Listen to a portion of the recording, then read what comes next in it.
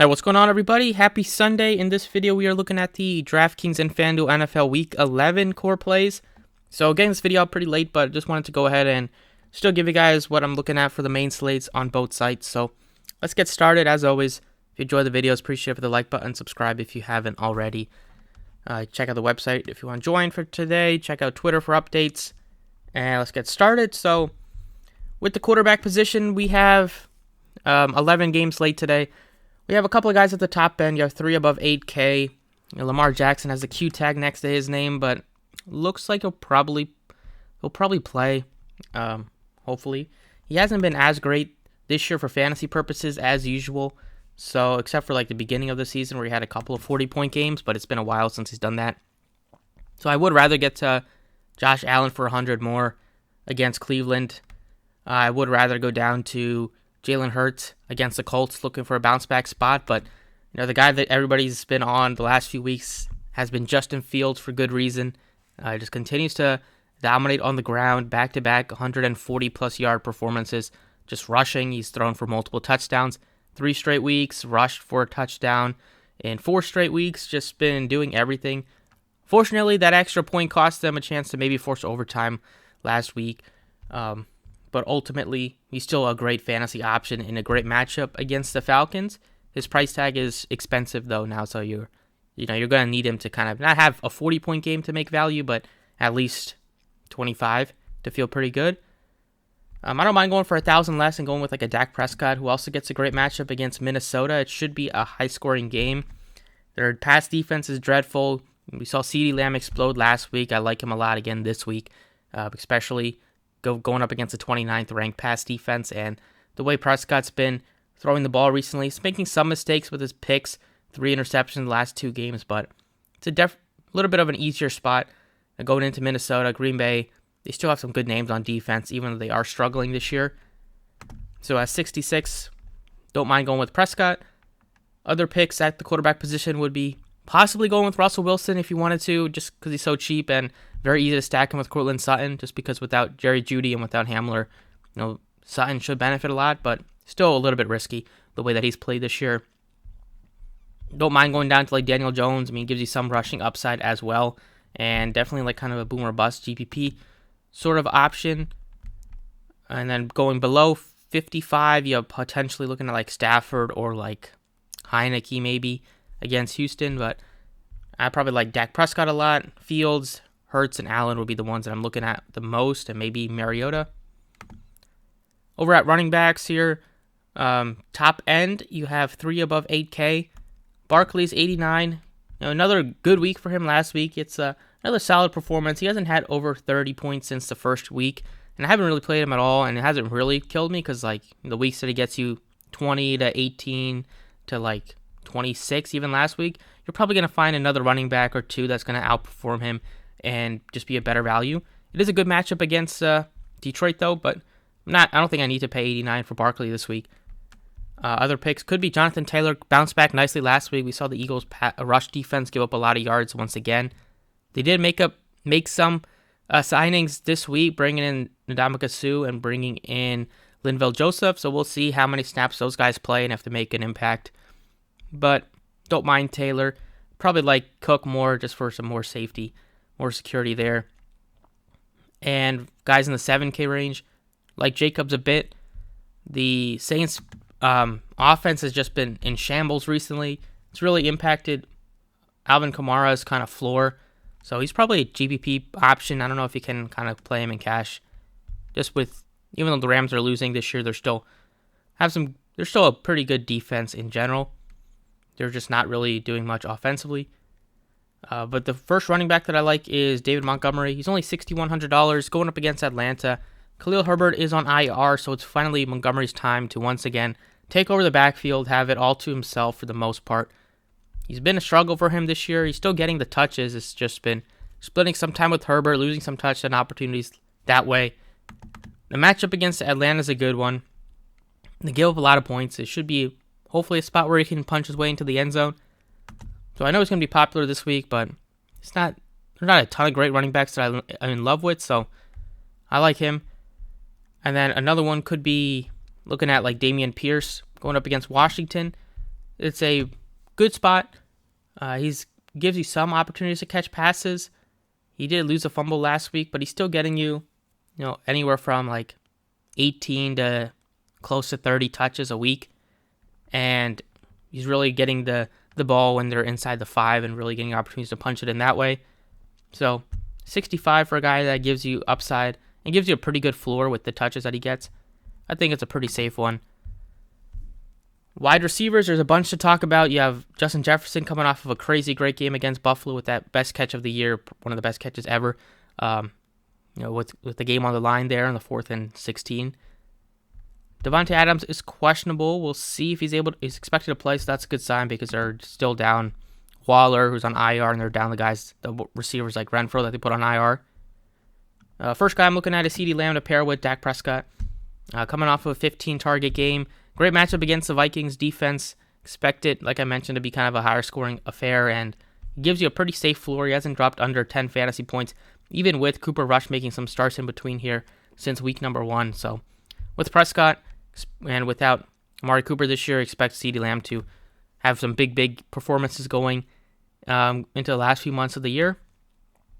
So I really like CeeDee Lamb. Another guy that I'm looking at is Courtland Sutton at only $6,000 just because expect 10 plus targets out of him this week without Jerry Jeudy, also without Hamler. The matchup is good against the Raiders. They've really struggled defensively this year after making some good signings in the offseason and bringing in some big names like Chandler Jones. It just hasn't really worked out for them. They're bottom 10 in every category, bottom 5 in 3 out of the 4 categories. So I like Sutton a lot. Jerry Jeudy did take away some touchdowns a couple weeks ago and was getting some more targets than Sutton, but with him out of the picture this week, it should be Sutton to kind of take control of the receiving core.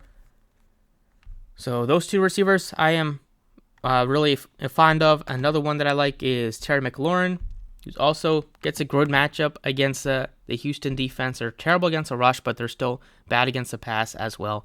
And with Heineke back there, McLaurin's really kind of shined. The years that he's played with him, last year was a good year for McLaurin with Heineke as a starter. This year was a struggle with Wentz there, but with Heineke back, he's had his best games with Heineke. With the 23-point game and that almost 20-point game where they had that. Well, we could have had a touchdown against the Colts as well and put up a really good fantasy line. But in general, sub 6K for him, only 6K for Sutton. Guys that will get a bunch of targets and are in great spots, or receivers that I am looking to target. And it still leaves you with $3,800 left. So other receivers would be possibly Pittman, possibly looking at Devontae Smith here. Wanted to do a pay-up option. T. Higgins only 71. He looks good. Your favorite pay-up would probably be Jefferson, but he might be tougher to get to, so I went down to on the other side with CeeDee Lamb. You could look to Stephon Diggs.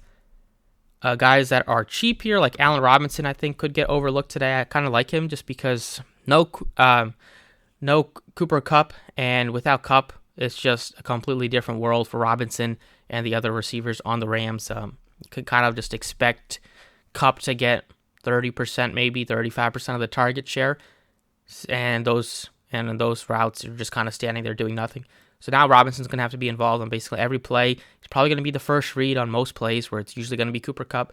So expect him to have a good performance. Now that Stafford is back, last week kind of struggle for the entire offense, but wouldn't be surprised if he has a good game today or a couple of good games heading into December. Going over to tight end, your pay-up is, see if Andrew's able to be back today. We'll see. He's expected to play. That's a good sign. He hasn't played since week 8, so we'll see how much he plays. But it'll just take away from Isaiah Likely being a viable option. Forrest Goddard's on IR, so you're going to look at Jack Stoll. One value guy could be Tyree Jackson from the Eagles. He had one good game last year when they were shorthanded at tight end. He does have potential. They do like him. So he could should be activated today and probably will run some routes. Hawkinson's looks great, but 53 is pretty expensive. Still considering the other tight ends that I'm looking at. So I like Schultz at 43. Looking at going down to Higbee just because without Kupp, they're going to need somebody to catch passes. He had a good game last week, finally. Other picks would be Dulcich with them being shorthanded. Foster Moreau, got into the end zone last week. He's going to get a lot of the routes at tight end for that team. And then values would be, once again, like the guys I mentioned, you can look to Jack Stoll as the tight end for the Eagles, or you can look to Jackson. Tyree Jackson at $2,500. He's activated, so we'll see. Tore his ACL last year in the finale, but he did have a good game and does have upside. So we'll just see who ends up running a lot of routes. He hasn't played at all this year, so he'll probably be limited a little bit. And then defenses, looking value guys, would be possibly the Panthers against Lamar Jackson has had some turnover issues this year at times and hasn't looked as good, so you could look to the Panthers defense. I don't mind the Steelers defense at their price tags. They're just so cheap. Going up a little bit further, even the Raiders you can look to against a struggling Russell Wilson. But I like the other two before I like the Raiders. Another one would be the Rams against the Saints with how bad they've been this year. You could look to the Saints on the other side against the Rams, losing Cooper Kupp. That's going to be even worse for them offensively. So you got a lot of cheap defenses to look at. Your pay-ups would be maybe the Ravens, but honestly, there's not or maybe the Patriots, but there's not a ton that I looking to pay up. So all my defenses would be I'm looking at would be below 3,000. That's it for DraftKings. Let's talk about FanDuel. All right, on FanDuel, I tend to make similar builds if I can on both sites, just because I'm going to be liking the same players and it's easier to root for the same players. But at quarterback position on both sides, I'm looking at Dak Prescott. He's really affordable on FanDuel compared to some of the other options. Like Fields is 87, which is fine, but he's more expensive than Jackson. Still probably out of the top four. Maybe look to Hurts, Allen, Fields, probably in that order. Other picks in the 8K will be Jackson and Burrow. They're fine, but I'm not looking to get to them. 75 only for Dak Prescott is definitely a good price. So he's the one. He's cheaper than Daniel Jones for some reason. He's cheaper than Kirk Cousins. And then below 7,000, possibly look to like I mentioned, Wilson if you wanted to, or Heineke, or even Jared Goff, or even Stafford. You do have a number of guys that are cheaper, but just give me Dak Prescott in a great matchup, playing better recently. Running backs, once again, Montgomery, super cheap on FanDuel at 62, so he's very affordable on both sides. He's going to be one guy to look at. Your top end, you have guys approaching 10K, and Barkley, not looking to get to him. Mixon is 9K. It's tough to get to. I'd rather get to Josh Jacobs on DraftKings at his price tag. So on FanDuel, look at like Chubb or Dalvin Cook, like Cook more. Pollard, if Zeke's back, will be losing some touches, so it'll be tougher to get to him. You have Pierce and Kamara here. Honestly, I think Pierce is probably safer. So I went with him, and he does have the slightly better matchup. And wanted to go with the value pick, it would be like Patterson for me at 67. Swift is losing touches and losing some touchdown opportunities with Jamal Williams punching it in a lot. And that's kind of it. Maybe Henderson you can look to at 61. Receivers, CeeDee Lamb 81. Still like him on both sides. Think he's going to have another big performance. Got St. Brown as well. He had a great game last week. It's a good spot against the Giants. And, he's hopefully looking like he was at the beginning of the year before he got hurt a bit, where he was just a target machine and a touchdown machine. So I got him in here as well as CeeDee Lamb. Other receivers I'm looking at are T. Higgins. McLaurin, I like him more on DraftKings. He's a bit pricey. I'd rather get to like St. Brown or Lamb or Higgins instead of McLaurin on FanDuel. Values, you could look to Chris Olave. Look to Allen Robinson. I think he's could be a sleeper this week.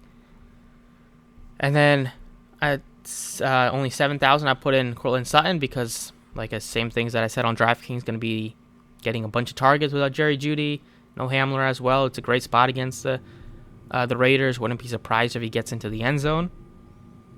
Looking at tight ends, pretty similar on both sites. I'm not looking to get to over 6K options, so below 6K would be like Schultz, but most likely looking at Greg Dulcich, 55, Foster Moreau, 56, Cole Kmet's been a beast, 4 touchdowns the last 2 weeks. He looks good, and Hayden Hurst is somebody that I'm looking at without Chase. Should get some good targets, and he typically catches all of his targets, or most of them. Defenses would be, once again, values, so scrolling at the bottom, the Raiders look okay. Panthers look okay. Scroll up further, we can maybe look to, the Rams against the Saints defense. Maybe look to the Steelers. I like them a bit against the Bengals. Looking in the mid-range, I don't have too much. The Bengals you could look to against a rookie quarterback that is turnover prone. But it's honestly not looking to pay up for a defense this week, so just give me the ones that I kind of mentioned on DraftKings. That's it for me. That's it. What I'm looking at for the main slates on both sites, kind of a core. If you needed some help to build the lineup today. Thank you for watching. Best of luck, and I will catch you all next time.